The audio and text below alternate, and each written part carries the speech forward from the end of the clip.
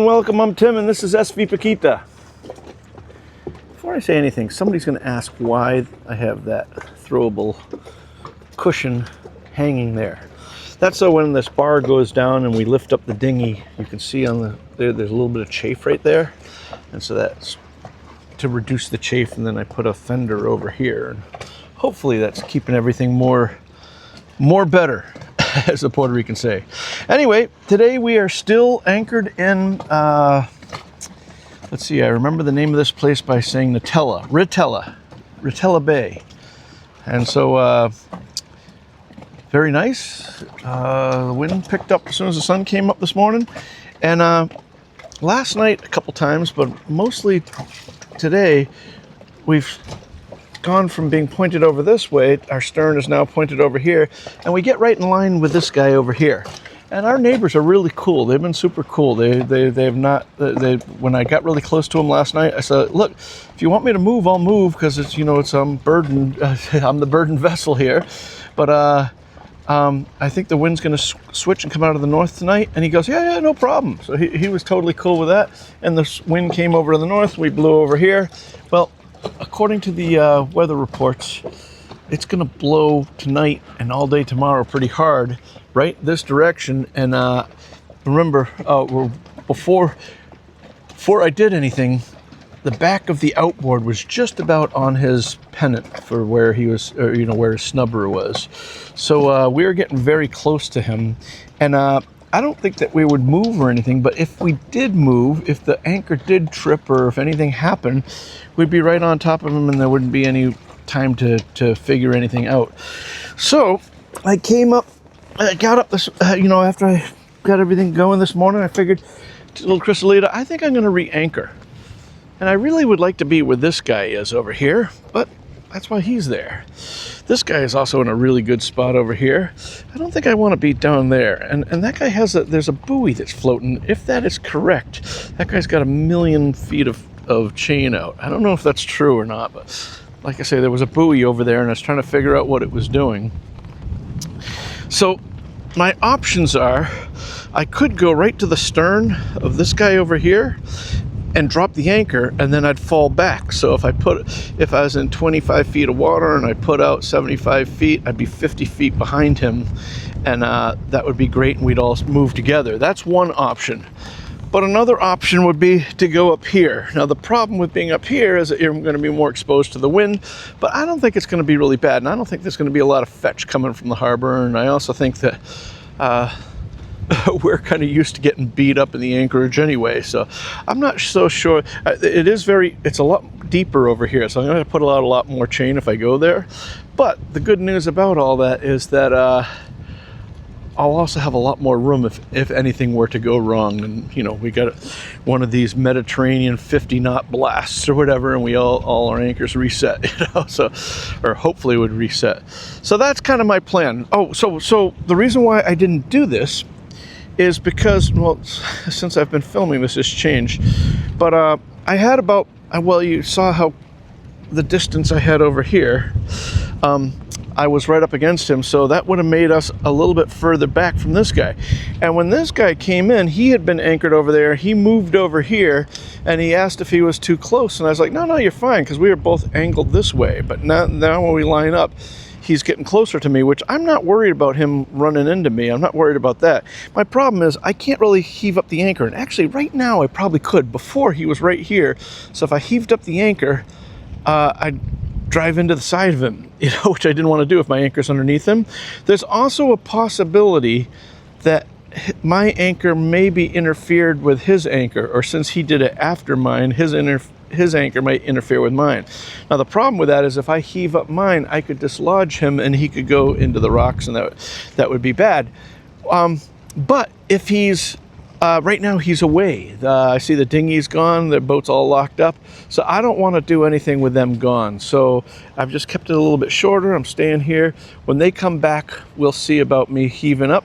So that way, if they have to move, they could, and they wouldn't if they have to move, I'm not going to tell him how to do his job, but I would think that if it was me, I wouldn't even touch the windlass or the chain or anything.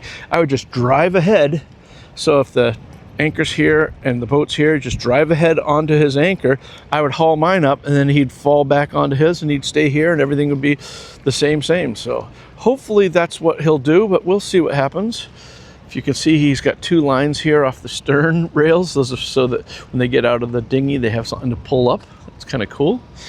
Like I say, we too have a swim platform, but I've found that it seems in heavy weather, or most weather, almost all the time, it's almost always better for me anyway. I'm not telling someone else what to do, but it's better for us to board alongside, where they both go like this in tandem together. Where over here, you're not going to put the bow up, you come sideways, and then when it's rolly, you get caught up, and we have a swim ladder too that it gets interfered with. So all of that is a big mess. We don't want to do any of that.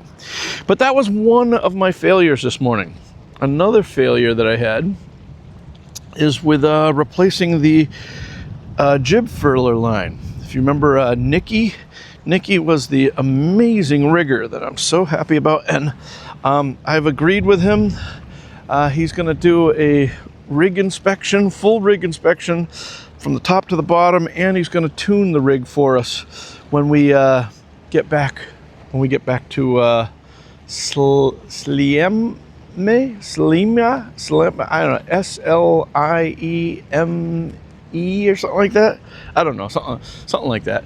Anyway, when we get back there, he's going to do all that, and that we have to go back so that Anna can finish up the sun covers. So that'll be good. But anyway, when he was doing that, he said that my furling line, I asked him, I said, hey, I think this is getting warm, but I don't know, do we worry about that? He goes, yeah, that needs to be replaced.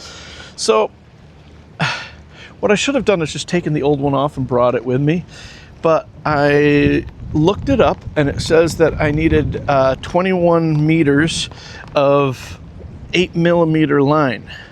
So I went to the Chandrelly. I don't know why I'm having trouble speaking today. Anyway, and I got that. And what, now remember, I don't know, I'm not really versed in meters as much as I am imperial units and fractions. But perhaps this is 6, or perhaps it's 8, and they did that for a reason.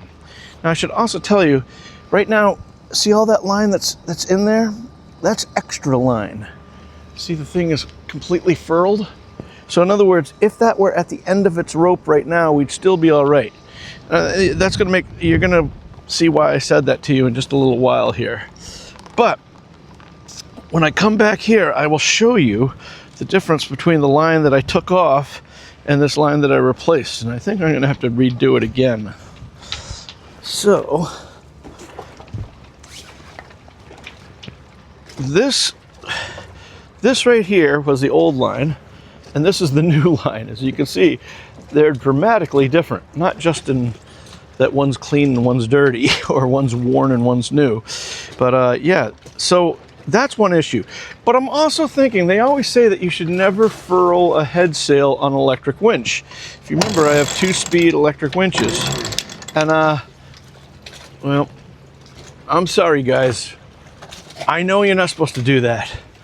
But I also like to think that I'm somebody that pays attention a lot, and I also do almost all the sail changes myself. So I reef with a winch all the time, and I can hear it when it starts to get bogged down. I stop, I'm aware of things. But I think if this truly is an 8mm line, it may be that Island Packet put the 8mm line in here so I could only use it on that winch. Because when I bring this line around here and I put it in here, it's too small, so it slips. You can't do it without, this is a self-tailing winch, but you have to tail it by hand. You have to keep pressure on it when it's this small, where when it's this size, you just wrap it up and it does it automatically. So maybe they did that so that people like me wouldn't do what I'm doing. So that's one thing to think about. Then the other thing to think about is if, hey, look, there isn't a whole lot of line there.